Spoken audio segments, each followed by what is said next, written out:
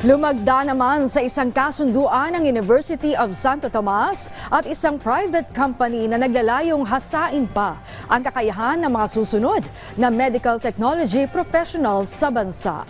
Yan ang ulat ni Rod Lagusad.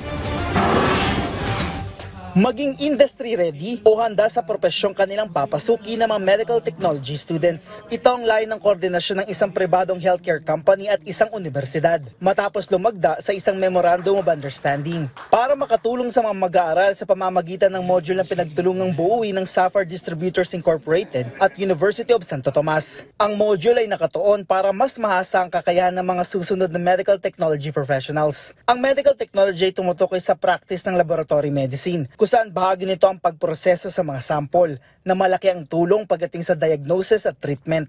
We realized together that there are many gaps in the practice of medical technology that I mentioned earlier, and there has to be a different approach in addressing these gaps.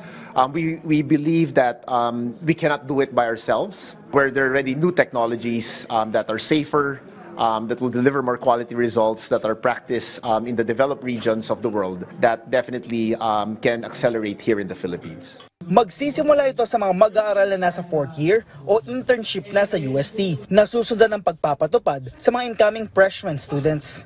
Not only practical but more technical and professional, because they will not only learn the practical part or the technical part, okay, but also they will be learning the art and the science of executing the procedures that are being done in the laboratory and complementing what they have learned in the classroom. Makakatulong din niya ito para mapabuti pa ang kakayahan ng mga mag-aaral, lalo't may aktual na pagkakataon para magamit ang mga equipment at actual procedure sa loob ng laboratory. Ang module ay imomodify o babaguhin din habang ito ay pinatutupad. Sa huli, plano din ng UST na ibahagi ito sa iba pang mga paaralan na maaaring maging batayan ng best practice sa hinaharap.